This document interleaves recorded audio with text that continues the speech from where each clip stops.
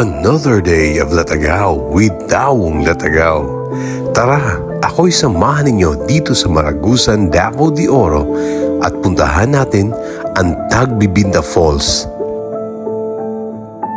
Ang distance pala kung galing ka ng Davao City at pupunta ng Maragusan, Tagbibinda Falls is around 137 kilometers. Kagaya sa akin, ang naging biyahe ko ay mga 3 oras approximately. Pero sa 3 oras na yon ay hindi ako nagsisi sapagkat ako'y namangha sa ganda ng Tagbibinda Falls. Ang entrance fee pala nila dito ay 70 pesos sa mga adult, 30 pesos sa mga senior citizen at PWD, at kung may kasama kayong bata like 7 years old pababa ay ang entrance fee po nila it's only 20 pesos.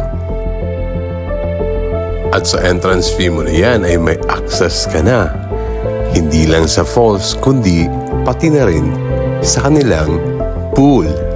At yung pool nila ay hindi nangangamoy ng chlorine.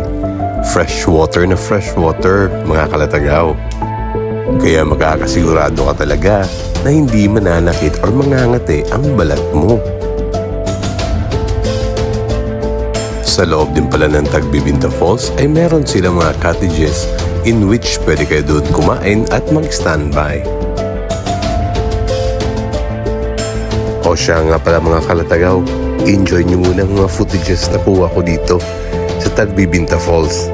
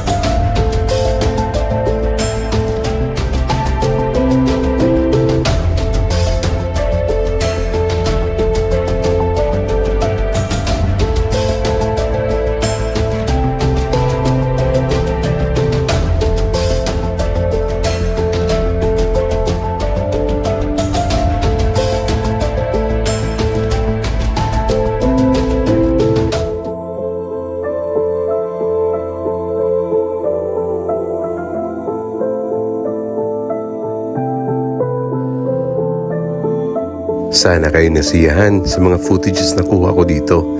And hopefully, someday you could visit Tagbibinda Falls. Dito na yan sa Maragusan, Davao de Oro. Hanggang sa susunod na Latagaw. Paalam!